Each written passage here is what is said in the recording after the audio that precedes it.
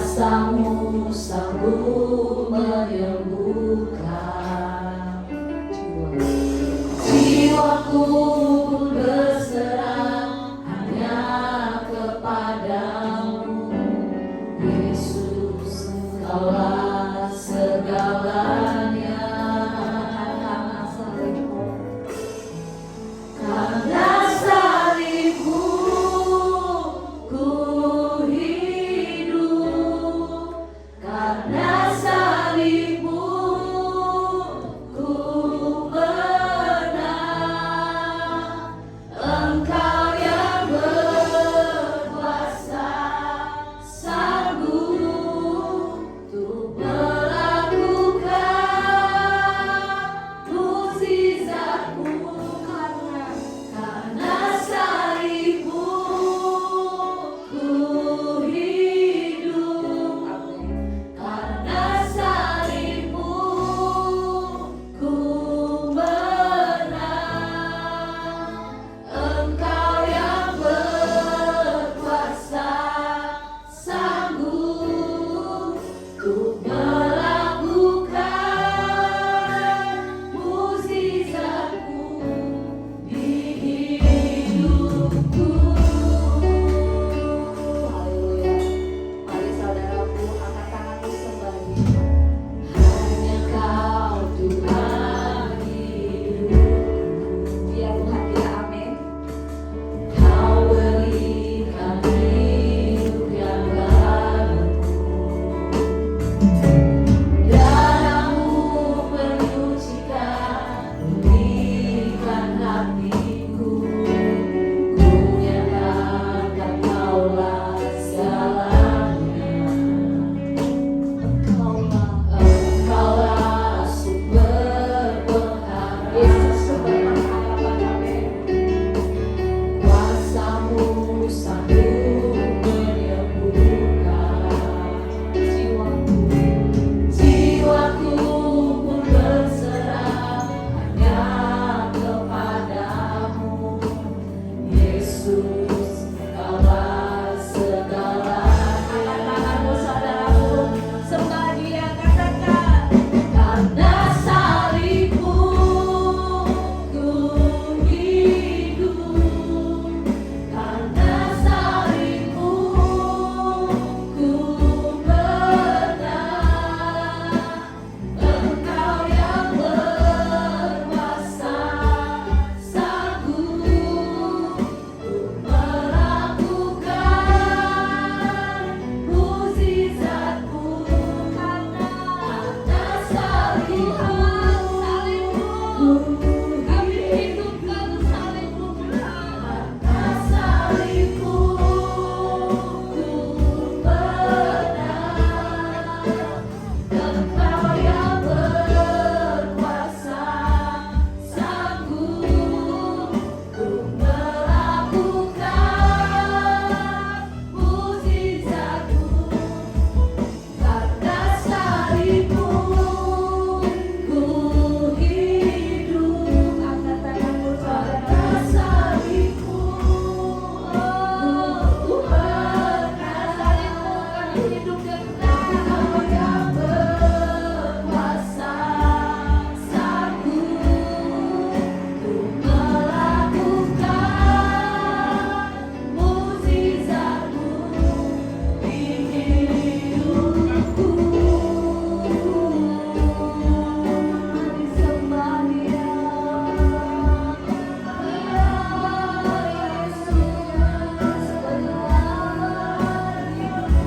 Yesus,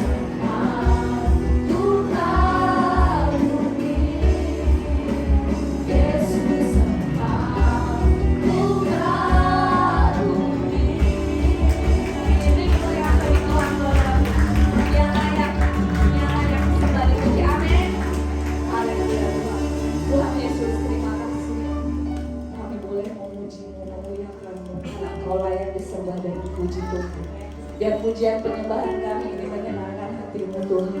Kami bersyukur, kami berterima kasih buat kebaikan-Mu hidup kami. Kau telah mati, Kau telah curahkan darah-Mu buat kami Tuhan. Terima kasih Tuhan, terima kasih. Tak dapat kami balas Tuhan. Hanya pujian penyembahan yang bisa kami berikan kepada-Mu Tuhan. Terima kasih Tuhan.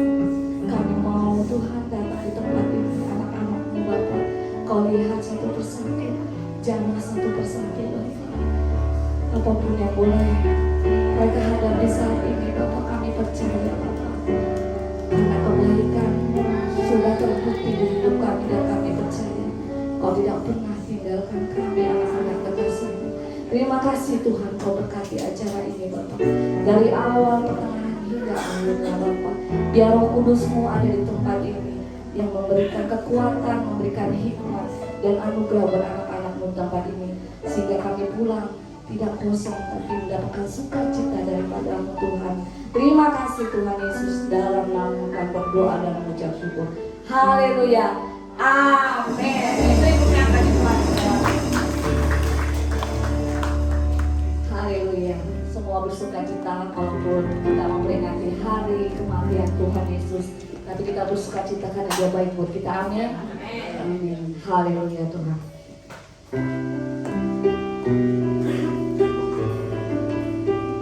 Kami mau terus bersyukur Tuhan atas cintanya buat kita. Amin.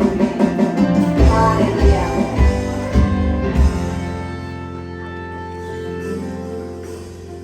Tuhan Kau sungguh besar, karya-Mu sungguh ajaib. Amin. Tiada hentinya ku mengagumi, sungguh Kau besar. Tuhan Kau sungguh besar. Tuhan Kau sungguh besar.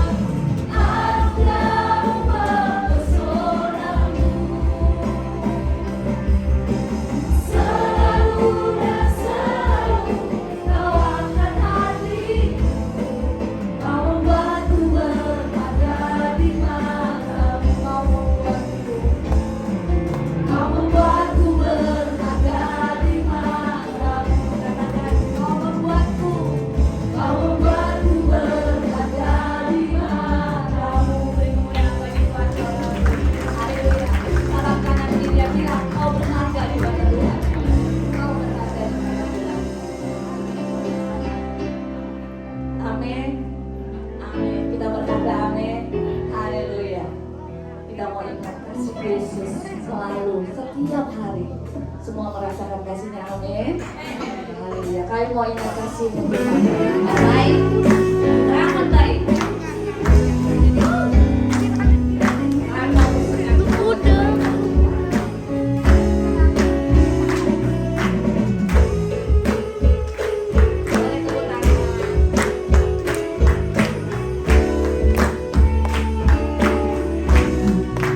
Begitu besar kasih-Mu Bapa, Kau berikan anak-Mu yang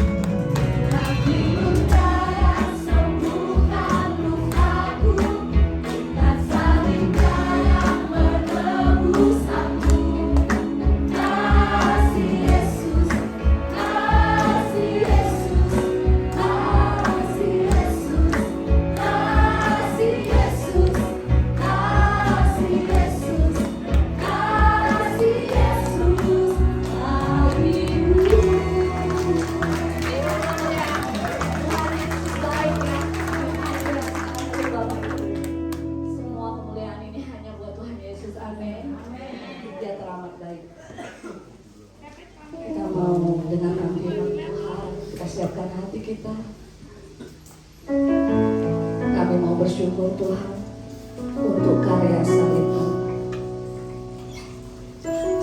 Karena pengorbanan Dia itu sempurna ya saudaraku, tidak hal lain seperti Dia.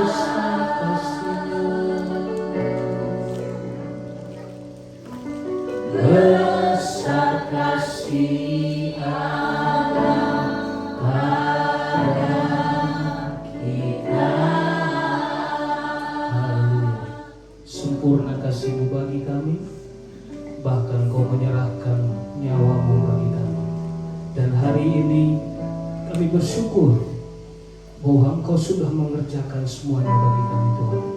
Terima kasih buat pengorbanan-Mu di kayu salib yang menjadikan kami manusia menjadi orang-orang yang punya pengharapan. Kami bersyukur buat segala anugerah-Mu. Dan sebentar kami akan mendengar firman. Biarlah firman-Mu menjadi rema, menjadi dasar kekuatan kami untuk tetap hidup percaya kepada Tuhan. Kami terima dengan ucapan syukur dan dalam iman kami dalam nama Tuhan Yesus Kristus. Haleluya. Amin.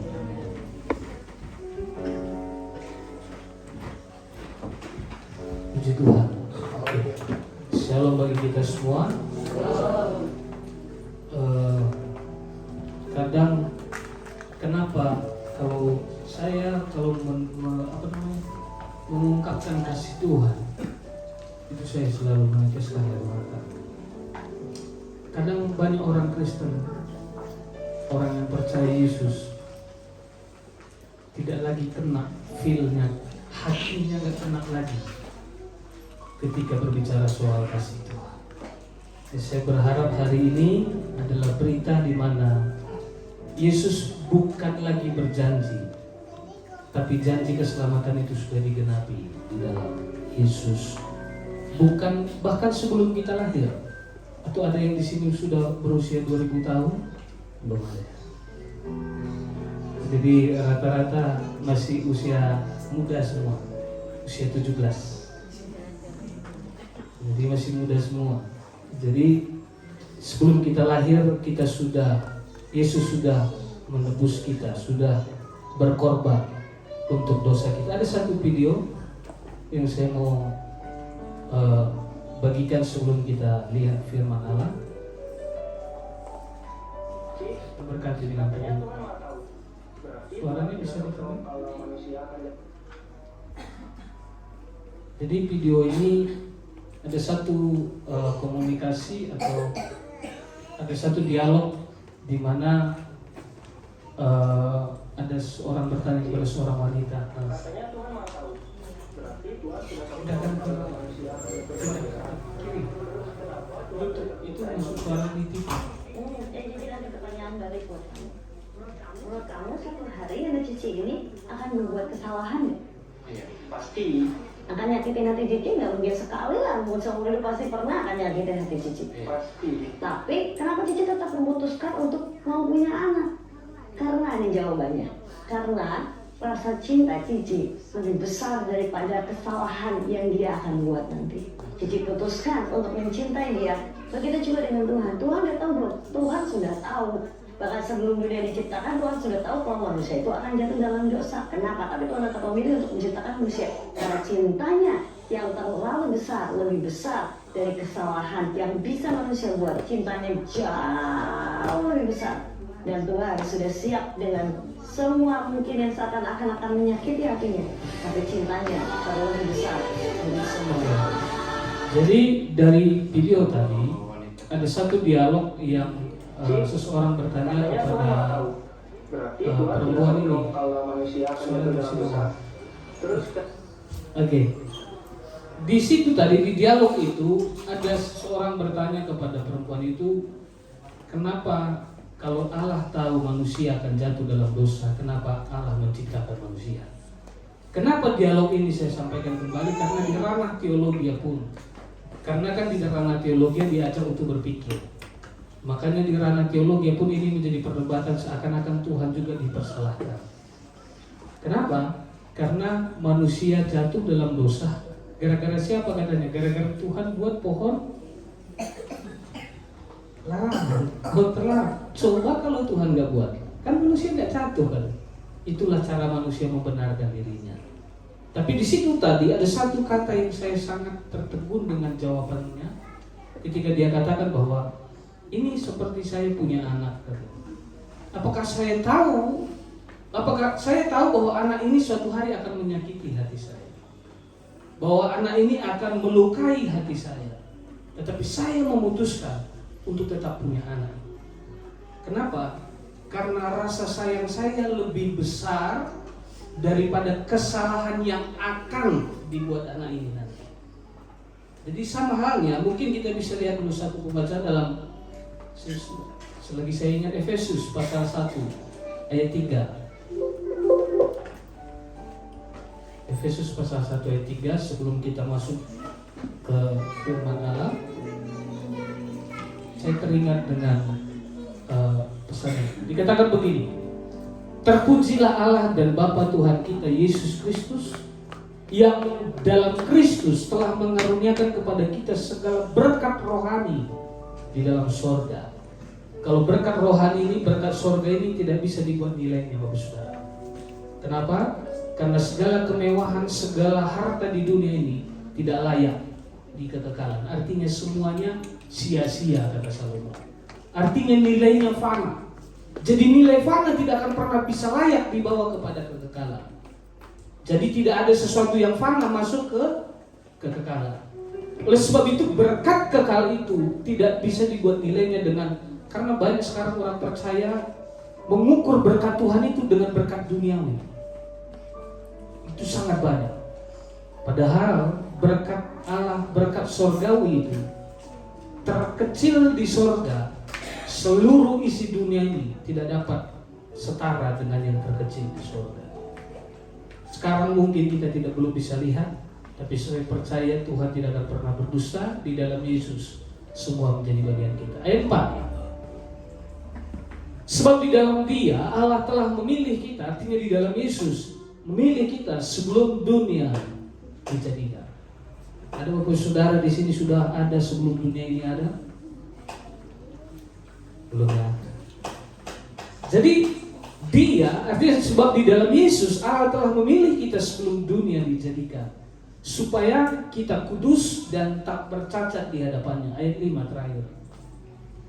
Dalam kasih Ia telah menentukan kita dari semula oleh Yesus Kristus untuk menjadi anak-anaknya sesuai dengan kerelaan kekal. Jadi ini bisa paham ya ketika melihat video tadi dengan pembacaan ini. Ketika ibu itu memutuskan untuk tetap melahirkan anak dan membesarkan anak, sekalipun dia tahu anak ini akan membuat kesalahan dan melukai hatinya, tapi apa yang dia katakan, rasa sayang saya lebih besar dari kesalahan anak ini. Sama halnya, kenapa Allah mengizinkan kita hidup dengan tipe-tipe seperti ini, yang selalu membuat terluka Allah, yang sudah mendengar kabar keselamatan tetapi tetap tidak menghargai keselamatan. Kenapa? Karena rasa sayang, kasih Allah itu lebih besar dari segala kesalahan pelanggaran kita. Saya percaya kasih Tuhan itu yang akan memerdekakan kita dan membuat kita semakin hidup berkenan di hadapan Tuhan. Oke, ada pesan di hari ini yang mau saya sampaikan mengenai visi dan misi Kristus. Dalam Markus 10 ayat 45, satu ayat saja. Markus 10 ayat 45. Karena tadi saya sudah sampaikan bahwa Yesus sudah dipersiapkan. Allah itu Maha tahu. Sebelum dunia ini ada, Tuhan sudah tahu. Sebelum segala sesuatu ada, Tuhan sudah tahu dari awal sampai akhir. Karena Dia Maha tahu, Dia tidak terbatas. Oke, dikatakan begini. Karena anak manusia juga datang bukan untuk dilayani, melainkan untuk melayani dan untuk memberikan nyawanya menjadi tebusan bagi banyak orang. Jadi di ayat ini dikatakan bahwa anak manusia itu datang. Dia datang kemana? Dia datang ke dunia. Oke, kita bisa lihat siapa anak manusia ini dan yang dikatakan ia datang. Oke, kita lihat dulu siapa anak manusia ini. Yang pertama, siapa anak manusia ini? Tolong tampilkan dalam Yohanes pasal 1 ayat 1 sampai 3. Ini bagian pertama bahwa siapa anak manusia itu. Di sini kita lihat bersama.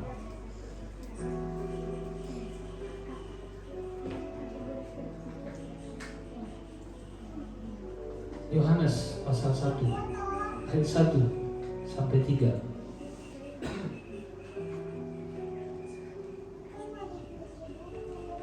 Pada mulanya adalah firman. Firman itu bersama-sama dengan Allah. dan firman itu adalah Allah. Ayat 2. Ia pada mulanya bersama-sama dengan Allah. Ayat 3. Segala sesuatu dijadikan oleh Dia, dan tanpa Dia tidak ada sesuatu pun yang telah jadi dari segala yang telah dijadikan. Jadi anak manusia itu siapa? Jadi luar biasanya Injil itu sangat lengkap dan luar biasa menuliskan siapa itu Mesias, siapa itu anak manusia, siapa itu Yesus, siapa itu anak Allah. Jadi yang pertama saya mengutip saja di dalam Yohanes ini, anak manusia itu adalah Allah pencipta. Dikatakan pada mulanya adalah firman, firman itu bersama-sama dengan Allah, dan firman itu adalah Allah. Di dalam Kejadian pasal 1 ayat 1, pada mulanya Allah. Permulaan segala sesuatu, sebelum segala sesuatu ada, itu ada, yang ada adalah Allah. Dan Allah itu maha karya. Makanya dikatakan Allah menciptakan langit dan bumi. Artinya Allah itu pencipta, dan siapa? Dan Mesias ini dikatakan tadi bahwa segala sesuatu dijadikan oleh Dia, dan tanpa Dia tidak ada sesuatu yang dijadikan, telah dijadikan. Jadi Dia adalah Allah, Dia pencipta. Siapa juga yang disebut anak manusia ini? Tolong tampilkan dalam Matius pasal 16 ayat 16. Matius 16 ayat 16.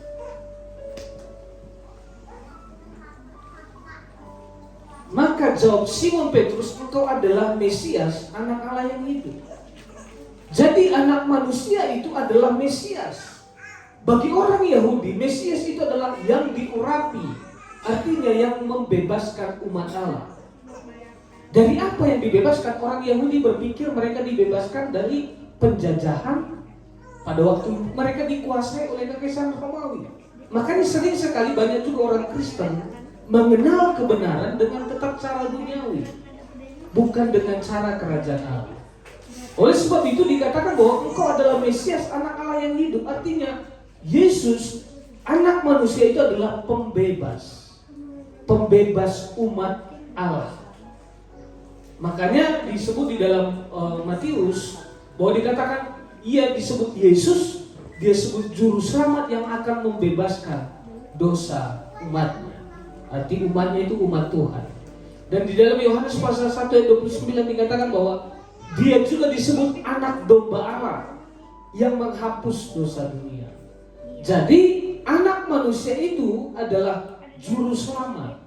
Dia Mesias, dia penyelamat, dia pembebas dari hukuman akibat dosa. Jadi cukup jelas ya, supaya siapa anak manusia itu biar kita lihat. Jadi kembali ke Markus tadi pasal 10 ayat 45. Dikatakan tadi karena anak manusia juga datang. Jadi anak manusia itu, Allah itu datang, pencipta itu hadir, juru selamat itu datang.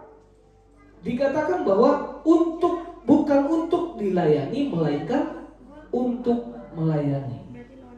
Jadi Allah tadi, Tuhan tadi, pencipta tadi, pembebas tadi, Mesias tadi, dia datang. Untuk apa dia datang? Untuk melayani, untuk menyediakan, untuk menyatakan kebenaran dan kerajaan Allah.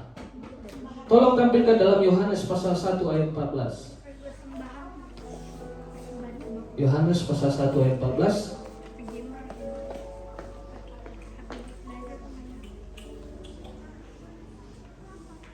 Firman itu telah menjadi manusia. Tadi firman itu pada mulanya firman itu bersama dengan Allah, firman itu adalah Allah, dan firman itu telah menjadi manusia. Dia telah menjadi manusia dan diam di antara kita. Maksudnya bersama dengan para rasul Yohanes, dengan para rasul yang lain pada waktu itu. Dia ada bersama dengan mereka. Dia hidup bersama dengan mereka karena dia datang menjadi manusia. Dikatakan dan kita telah melihat kemuliaannya. Para rasul menyaksikan kemuliaannya. Kemuliaan apa saja yang mereka saksikan? Pada waktu Yesus pelayanan dan juga pada waktu Yesus bangkit, mereka saksikan bahwa Yesus itu bangkit mengalahkan kematian. Jadi benarlah, karena syarat utama begini, kalau Yesus tidak bangkit dari kematian, berarti dia gagal jadi juru selamat. Artinya untuk membebaskan kita dari kuasa maut. Makanya hari ini kita memperingati hari pengorbanan itu, karya terbesar Allah itu, karena memang dia harus mati supaya kita bebas dari kematian, dari maut, dari kebinasaan. Karena upah dosa ialah maut. Jadi dia mati bukan karena untuk dirinya sendiri. Allah tidak akan pernah bisa mati. Oleh sebab itu Allah tidak akan bisa mati. Oleh sebab itu dia menjadi manusia. Jadi supaya manusia itu bisa, dia dalam kemanusiaan itu dia bisa mati. Supaya kita yang seharusnya mati ini dibebaskan dari hutang maut akibat dosa kita. Jadi dikatakan bahwa dan kita telah melihat kemuliaannya, yaitu kemuliaan yang diberikan kepadanya sebagai anak tunggal Bapa. Penuh apa? Penuh kasih karunia dan kebenaran. Jadi Yesus itulah kasih Allah. Dia adalah kasih dan Allah itu adalah kasih, dan diwujudkan wujud kasih itu dalam Yesus, dan dialah kebenaran Allah yang memerdekakan. Tolong tampilkan lagi di dalam Yohanes pasal 10 ayat 11.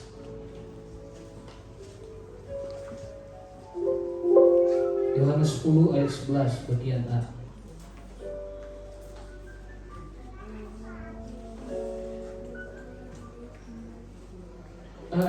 Yohanes 10 ayat 10, Pak.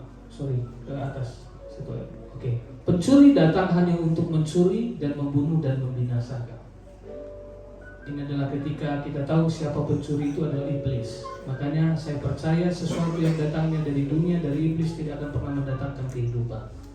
Tapi bukan hanya dia mencuri maksud Tuhan, kehendak Tuhan di dalam kita, tetapi dia juga membunuh dan membinasakan. Dikatakan tetapi Yesus datang, aku datang supaya mereka mempunyai hidup dan mempunyainya dalam segala kelimpahan. Jadi bagian kedua ini, untuk apa anak manusia itu datang? Dia datang untuk melayani.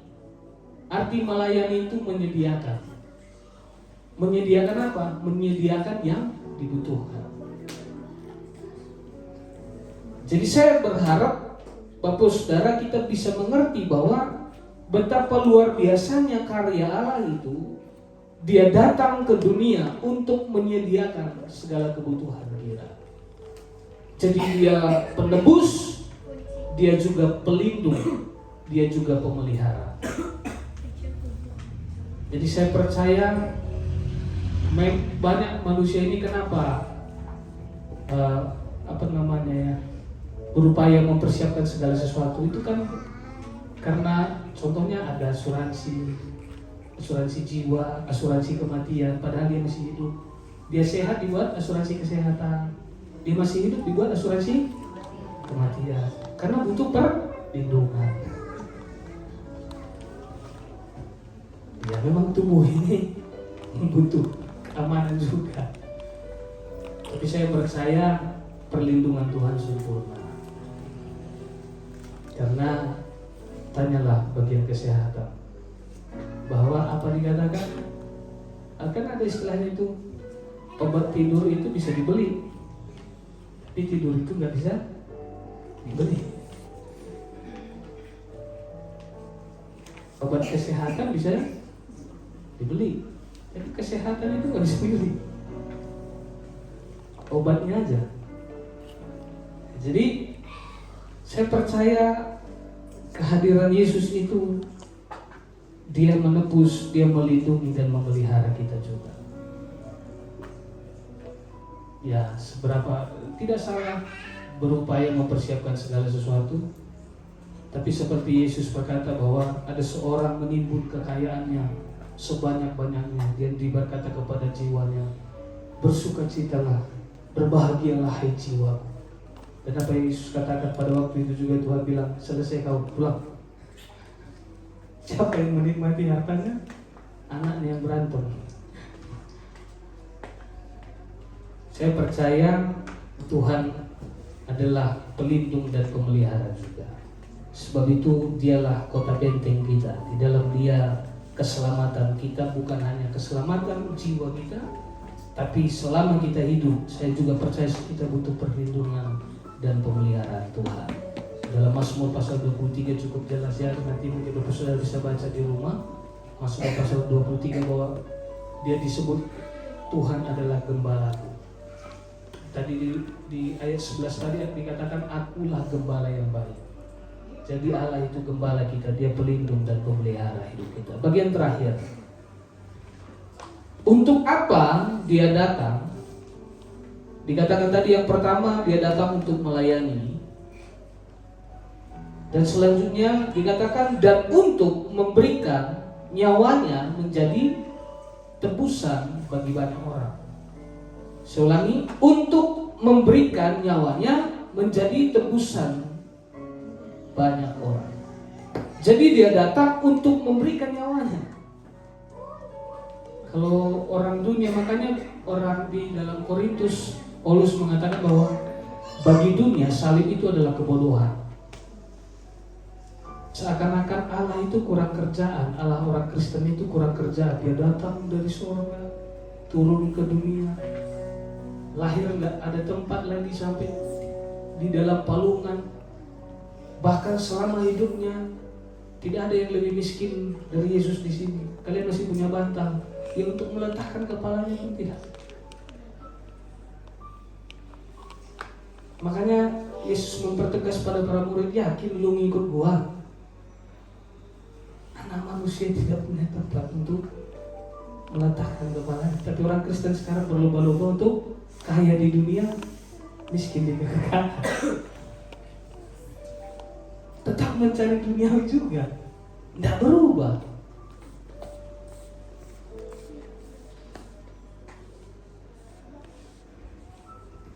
Jadi untuk apa dia datang? Untuk memberikan nyawanya. Bahkan dia mati ditelanjangi, mati konyol. Makanya Paulus berkata bahwa bagi dunia salib adalah kebodohan. Tapi bagi orang-orang yang percaya menerima keselamatan, itulah kemenangan kita, itulah kemuliaan kita. Dia mati bodoh, mati konyol bukan karena dia bodoh, tapi hanya itu jalan untuk membebaskan kita dari kebinasaan. Jadi dia datang untuk memberikan nyawanya, untuk menebus umatnya. Artinya untuk memberi hidup yang kekal. Di dalam Yohanes 10, aku datang supaya mereka mempunyai hidup dan mempunyainya dalam segala kelimpahan. Tolong tampilkan satu lagi dalam Matius pasal 1 ayat 21.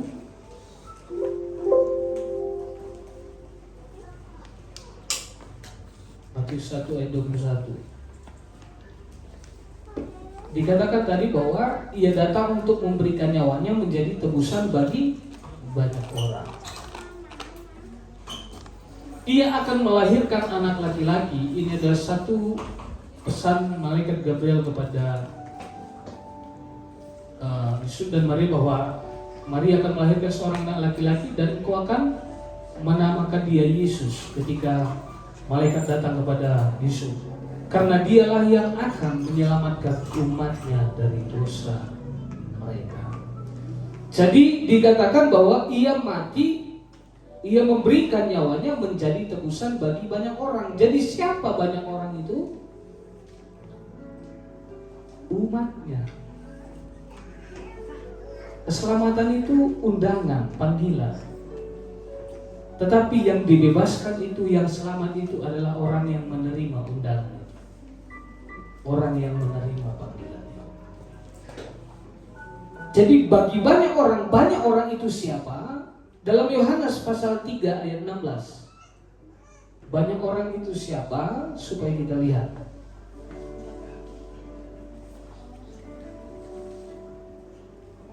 Jadi saya mau bahas satu ayat ini saja supaya kita bisa mengerti bahwa visi misi dari Yesus itu apa. Di satu ayat ini cukup lengkap. Di ayat dikatakan karena begitu besar kasih Allah akan dunia ini, sehingga ia telah mengaruniakan anaknya yang tunggal, Siapa yang banyak orang itu? Supaya setiap orang yang percaya kepadanya tidak binasa, melainkan beroleh hidup yang kekal. Jadi untuk siapa dia memberikan nyawanya itu, siapa yang memperoleh keselamatan dari penebusan itu adalah orang yang percaya. Percaya kepada Yesus, anak tunggal Allah. Satu lagi di dalam Yohanes pasal 1 ayat 12. Ini lebih sempurna lagi, lebih lengkap lagi, lebih luar biasa lagi betapa indahnya anugerah Tuhan bagi kita. Tetapi semua orang yang menerimanya, artinya menerima Yesus, diberinya kuasa supaya menjadi anak-anak Allah, yaitu mereka yang percaya dalam Dia. Adam dan Hawa diciptakan Allah serupa segambar dengan Allah. Tapi Adam itu ciptaan. Malaikat juga suci dan kudus, tapi malaikat itu ciptaan. Dan ciptaan tidak pernah bisa memanggil pencipta itu Bapa. Tetapi karena Yesus, kita yang pendosa-pendosa seperti ini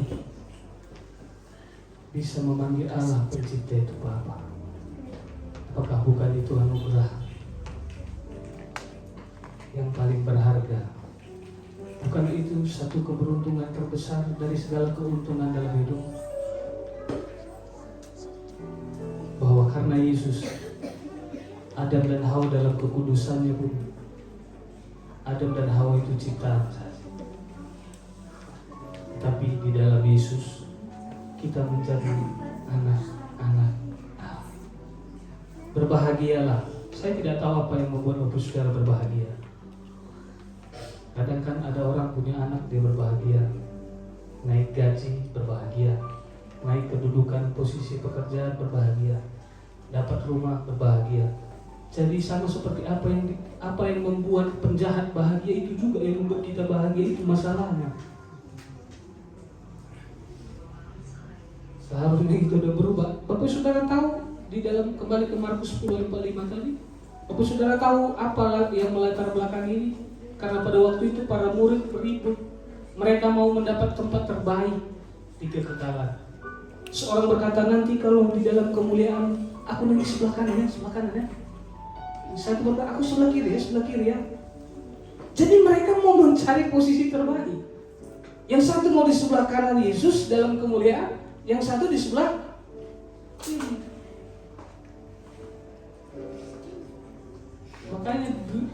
Makanya saya katakan bahwa gereja yang tidak melayani adalah gereja yang tidak berfungsi. Tahu melayani karena juru selamat kita, Tuhan kita pun datang untuk melayani. Gereja yang tidak mengasihi adalah orang yang gagal mengenal Allahnya adalah kasih. Dunia pun tahu Bapak Saudara, yang kita sembah itu kasih. Katanya orang Kristen, mereka identik bahwa mereka tahu Allah kita itu kasih. Jadi jadilah wujud kasih dalam kehidupan kita semua. Kiranya Tuhan Yesus menolong kita. Kita adalah orang-orang yang menerima pelayanan dan penebusan Yesus. Jadi mari semua kita mengambil bagian di dalam anugerah Tuhan, hidup dalam anugerah Tuhan itu. Sebentar kita menghadap perjamuan Tuhan. Sedang Bang Samo sama Bang. Jadi cukup jelas bahwa visi dan misi Kristus datang adalah untuk melayani dan untuk menyelamatkan kita. Sebentar kita akan menikmati perjamuan Tuhan. Bunga kita berdoa terlebih dahulu. Salibnya selalu.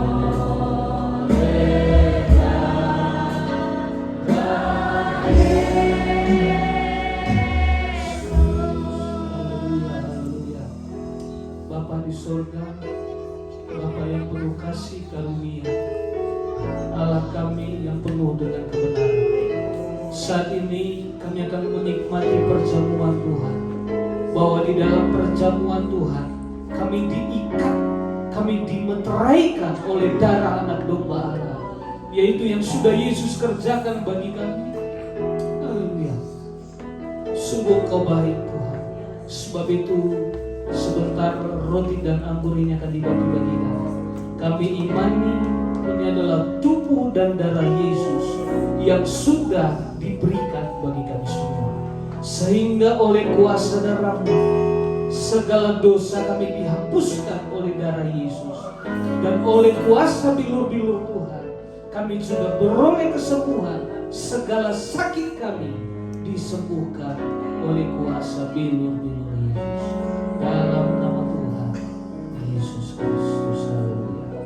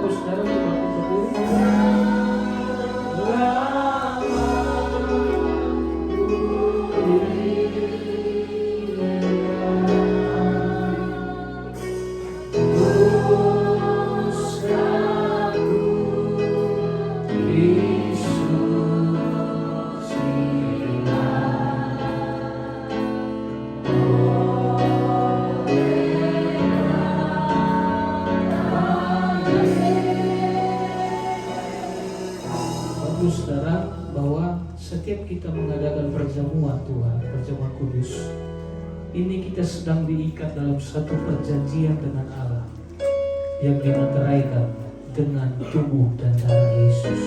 Sebab itu ini harus kita lakukan dengan iman dan ucapan syukur kepada Allah yang sudah menebus dan menyelamatkan kita. Sebelum kita nikmati bersama, saya akan membaca firman Allah terlebih dahulu. Sama-sama kita mengangkat roti di tangan kanan kita. Saya akan baca firman dan akan kita nikmati bersama. Dan ketika mereka sedang makan, Yesus mengambil roti, mengucap berkat, memecah-mecahkannya, lalu memberikannya kepada murid-muridnya dan berkata, "Ambillah, makanlah, inilah tubuhku." Kami terima dan kami nikmati dengan ucapan syukur dalam nama Tuhan Yesus Kristus. Sama-sama kita nikmati bersama.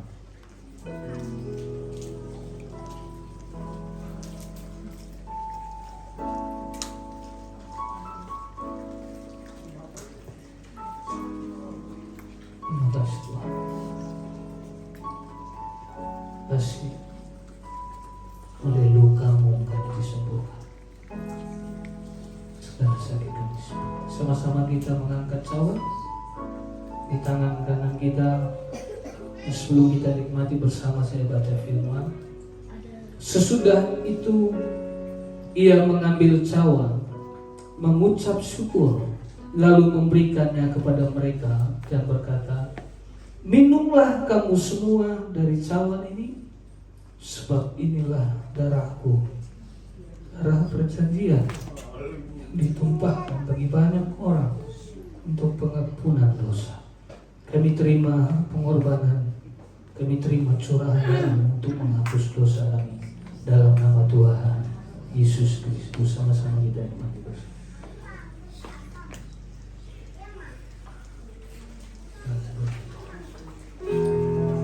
Haleluya, haleluya, haleluya,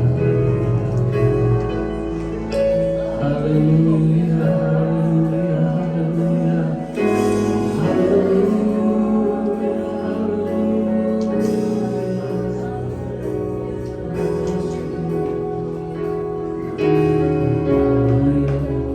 terima kasih, terima kasih, terima kasih.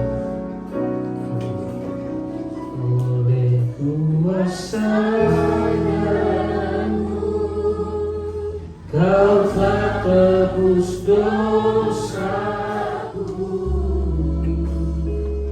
kekudusan-Mu melingkupiku, kasih-Mu mengalir memulihkan hidupku. Sungguh besar anugerah-Mu, Kau selamatkan hidupku. Ku menjadi ciptaan yang baru oleh kuasa darah-Mu. Kuasa darah-Mu, Kau telah tebus dosaku, kekudusan-Mu melingkupiku,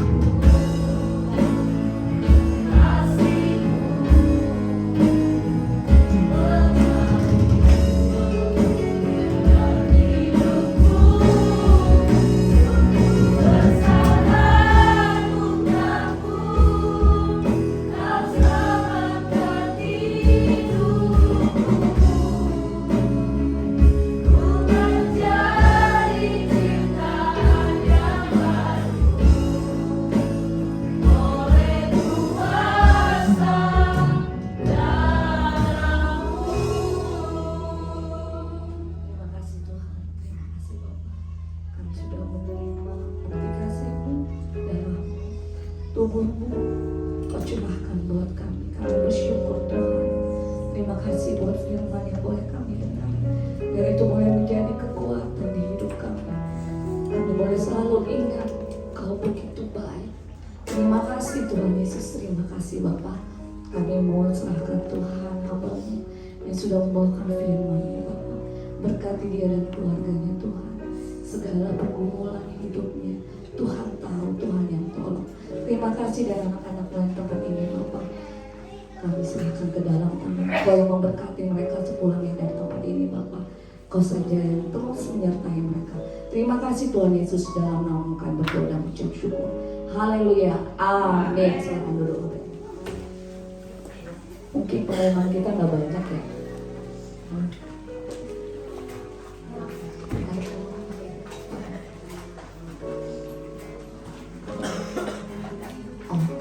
Oh ya, nanti Mama Felis ya. Oke, Mama Felis boleh ke depan mungkin untuk itu ya, pengarahan untuk cek kesehatan di hari Minggu. Nanti setelah ibadah kebangkitan kita nanti akan makan bersama, dan setelah itu mungkin ada pengarahan sedikit sebelum cek. Boleh Mama Felis?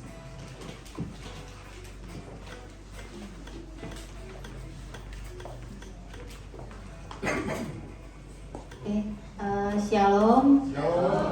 Selamat memperingati hari kematian Tuhan Yesus. Biar kiranya Tuhan Yesus selalu menyertai kehidupan kita mulai hari ini sampai selama-lamanya. Sebelumnya perkenalkan, saya Elita, Mama Felicia, Boru Siringo-ringo, Tumorang Sibitua Madohami, nama ngalap Marga Saragi, Parna, Sidauru. Mungkin mohon izin Bapak Pendeta beserta Ibu Gembala, kemarin sudah sempat bicara sama Bapak Pendeta bahwasanya saya Lindung mau ambil bagian pelayanan di dalam pelayanan kesehatan. Kemungkinan nanti di hari Minggu selesai ibadah akan ada ramah tamah dan menikmati santapan bersama ya Pak Pendeta di gereja ini. Nah sembari itu nanti kemungkinan akan diadakan cek kesehatan gratis untuk kita semua.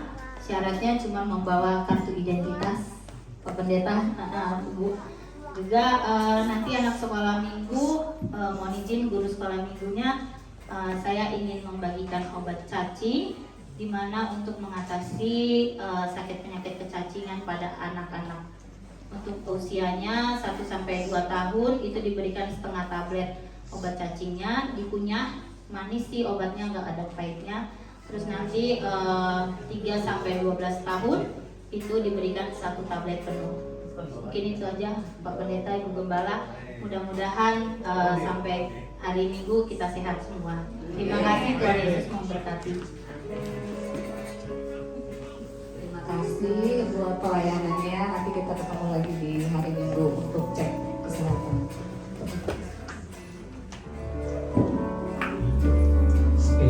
Hari Minggu nanti kita ibadah kebangkitan, dan mungkin nanti di situ ada beberapa kegiatan juga, ibadah, dan selesai ibadah ada kegiatan bersama sama, dan termasuk tadi ada kasih Tuhan mau melayani kita juga. Saya percaya semua kita bersukacita buat segala kebaikan Tuhan, dan Tuhan juga yang memberkati yang mengambil bagian dalam pelayanan. Kita akan akhiri ibadah kita sebelum bersumpah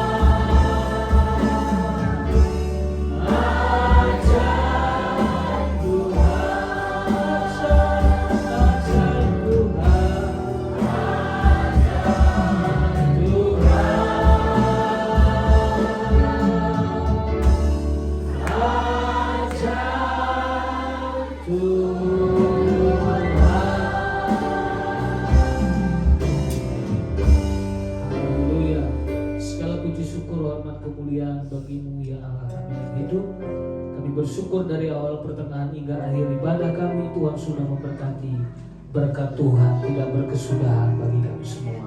Berkati semua rekan-rekan yang sudah melayani. Tuhan berkati pakai hidup mereka terus bagi kemuliaan nama Tuhan. Bahkan kami juga bersyukur buat hari ini. Di dalam semuanya kami belajar, kami mau untuk lebih giat lagi hidup berkenan dan memuliakan melayani Tuhan. Terima kasih, berkati juga kekasih-kekasih-Mu yang hadir hari ini. Bapa, hamba-Mu tidak tahu, tetapi Engkau adalah Allah yang maha tahu dalam hidup mereka. Engkau hadir, Engkau lawan setiap hidup mereka pribadi lepas pribadi. Engkau beri mereka sukacita, damai sejahtera yang melampaui segala pikiran. Bahkan Kau juga yang terus memberkati rumah tangga keluarga mereka. Beri mereka hikmat, beri mereka kekuatan, bukakan jalan rezeki, bukakan jalan berkat dalam rumah tangga mereka. Terlebih keluarga rumah tangga mereka juga dilimpahi oleh kasih karunia dari Tuhan. Berkati anak-anak mereka, berkati keturunan mereka, semuanya menjadi kepala bukan ekor, dan Kau yang membela setiap kehidupan mereka. Terima kasih Tuhan yang selalu menolong, bahkan ketika mereka di dalam lingkungan mereka, di pekerjaan mereka, jadikan mereka juga menjadi berkat yang mempermuliakan nama Tuhan. Berkati juga korban yang kami bawa, biarlah menjadi korban syukur yang berkenan bagi Tuhan. Bahkan kami juga bersyukur, bahkan di hari Minggu nanti kami percaya di ibadah kebangkitan, kami juga akan mengalami kuasa Tuhan. Kami mengalami kuasa kebangkitan. Kami akan menjadi orang-orang yang terus lebih dari pemenang, karena ada kuasa Tuhan menyertai kami. Terima kasih. Bahkan Tuhan juga terus memberkati lingkungan kami, perumahan Metro Cibunar, Parung Panjang Bakat Indonesia, diberkati oleh Tuhan. Sebab itu jika sebentar kami pulang ke tempat kami masing-masing, Tuhan juga yang menyertai, tiba di rumah segala selamat, dipenuhi dengan sukacita, damai sejahtera yang datangnya dari Allah. Sebab itu Bapak Saudara, sebelum kita pulang, mari kiranya terimalah berkat, rahmat sejahtera dari Allah Bapa kita, dan cinta kasih sayang Allah yang sempurna di dalam Yesus Kristus Tuhan, Juru Selamat kita yang hidup, dan dengan persekutuan dengan Roh-Nya yang kudus, tinggal menyertai kita saat siang hari ini, bahkan sampai selama-lamanya. Allah menyertai kita, melimpahi kita dengan segala anugerah Tuhan yang sempurna. Terimalah anugerah Tuhan dalam berkat nama Tuhan Yesus Kristus. Semua yang percaya katakan amin.